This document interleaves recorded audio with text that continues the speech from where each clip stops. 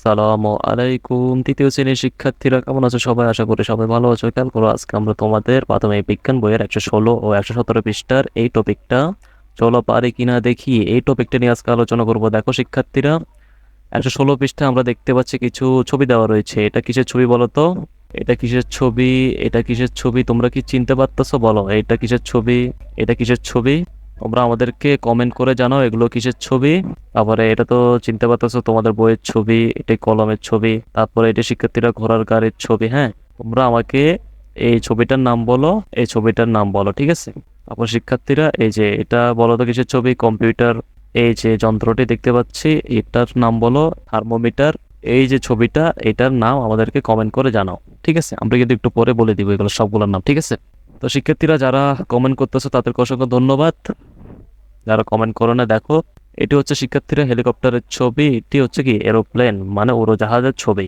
এটা হচ্ছে কি শিক্ষার্থীরা কি ভেলার ছবি, এটি লঞ্চের ছবি, ঠিক আছে? তারপর শিক্ষার্থীরা আমরা এখানে দেখতে পাচ্ছি ট্রাক্টরের ছবি। তারপর শিক্ষার্থীরা আমরা এই দেখতে পাচ্ছি এটা হচ্ছে প্রেসার মাপার যন্ত্র। তো শিক্ষার্থীরা এটার নাম কি বলতো? এটার নাম হচ্ছে স্টেথোস্কোপ। তোমরা বানানটি স্টেথোস্কোপ এই বানানটি তোমরা আমাদেরকে কমেন্ট করে জানাও। তারপর দেখো শিক্ষার্থীরা 1 নাম্বার দেখো কি বলছে, ছবির প্রযুক্তিগুলোকে নিচের ছকে সাজাই। তো শিক্ষার্থীরা আমরা যে ছবিগুলো দেখতে পাচ্ছি এখানে, এই ছবির যে প্রযুক্তিগুলো আছে এই ছবিগুলোকে আমাদেরকে নিচের ছকে সাজাতে হবে।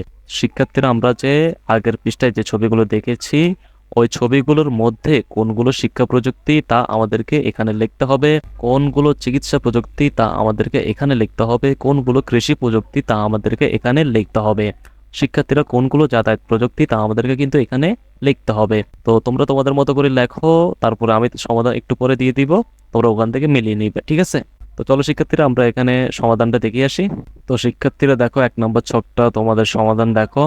শিক্ষা প্রযুক্তি, শিক্ষা প্রযুক্তি এখানে তোমরা লিখতে পারো যে বই, কলম ও কম্পিউটার, ঠিক আছে? বই, কলম ও কম্পিউটার হচ্ছে শিক্ষা প্রযুক্তি। তারপর দেখো শিক্ষার্থীরা চিকিৎসা প্রযুক্তি, ঠিক আছে? চিকিৎসা প্রযুক্তিতে আমরা লিখব রক্তচাপ মাপার যন্ত্র, থার্মোমিটার ও স্টেথোস্কোপ, ঠিক আছে? তোমরা যারা কমেন্টে স্টেথোস্কোপ বানানটি সঠিকভাবে লিখতে পেরেছো তাদেরকে ধন্যবাদ, ঠিক আছে? তোমরা বানানটা এখান থেকে দেখে নাও, এখান থেকে দেখে আমাদেরকে আবার কমেন্টে লিখে জানাও, ঠিক আছে? কৃষি প্রযুক্তি এখানে আমরা লিখবো লাঙ্গল ও ট্রাক্টর, ঠিক আছে? লাঙ্গল ও ট্রাক্টরের কথাটি আমরা এখানে লিখবো। তারপর শিক্ষার্থীরা দেখো যাতায়াত প্রযুক্তি, এখানে আমরা লিখবো প্রথমে কি দেখো, এখানে আমরা লিখবো দেখো শিক্ষার্থীরা ভেলা, লঞ্চ, ঘোড়ার গাড়ি। হ্যাঁ, তারপর আমরা লিখবো উড়োজাহাজ ও হেলিকপ্টার। এভাবে আমরা এই ছকটা পূরণ করব। আশা করি শিক্ষার্থীরা তোমরা এই 1 নম্বর ছকটা কিভাবে পূরণ করতে হবে তা বুঝতে পেরেছো। এখন দেখো 2 নম্বরে কি লেখা রয়েছে। এখানে আমরা 2 নম্বরে দেখতে পাচ্ছি কিছু শব্দ দেওয়া রয়েছে বক্সে। দেওয়া রয়েছে বক্সে মোবাইল ফোন, চোখের ক্ষতি, মাথা ব্যথা, সুস্থ থাকা। এই শব্দগুলো যেগুলো দিয়েছে দেখো, এখানে বলতেছে উপরের শব্দগুলো ব্যবহার করে প্রযুক্তির নিরাপদ ব্যবহার সম্পর্কে 3টা বাক্য লিখি। তো শিক্ষার্থীরা উপরের শব্দগুলো ব্যবহার করে আমাদেরকে প্রযুক্তির নিরাপদ ব্যবহার সম্পর্কে 3টা বাক্য লিখতে হবে। এখানে যে একটা বাক্য লিখতে হবে, এখানে একটা বাক্য লিখতে হবে, এখানে একটা বাক্য লিখতে হবে, ঠিক আছে? তো শিক্ষার্থীরা বাক্যগুলো কি হবে চলো আমরা সমাধান দেখে আসি। শিক্ষার্থীরা দেখো মোবাইল ফোন এবং চোখের ক্ষতি, এটা দিয়ে আমরা বাক্য লিখতে পারি কি দীর্ঘ সময় মোবাইল ফোন ব্যবহার করলে চোখের ক্ষতি হয়, ঠিক আছে? আমরা এভাবে লিখব। তারপর শিক্ষার্থীরা দেখো মাথা ব্যথা, এটা দিয়ে আমরা বাক্য লিখব মোবাইল ফোনের অতিরিক্ত ব্যবহার মাথা ব্যথার সমস্যা তৈরি করে। ক রয়কার রে, এখানে একটা একার হবে, ঠিক আছে? এখানে একটা একার হবে, ঠিক আছে? তোমরা এভাবে লিখবা। তারপর দেখো শিক্ষার্থীরা সুস্থ থাকা, এটা দিয়ে আমরা কি বাক্য লিখব? সুস্থ থাকা, এটা দিয়ে আমরা বাক্য লিখব যে সুস্থ থাকার জন্য সাবধানে মোবাইল ফোন ব্যবহার করতে হবে।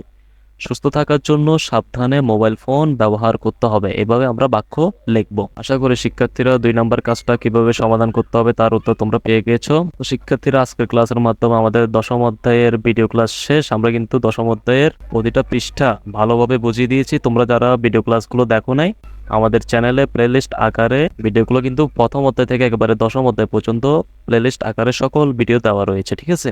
তোমরা ওখান থেকে দেখে নিবা।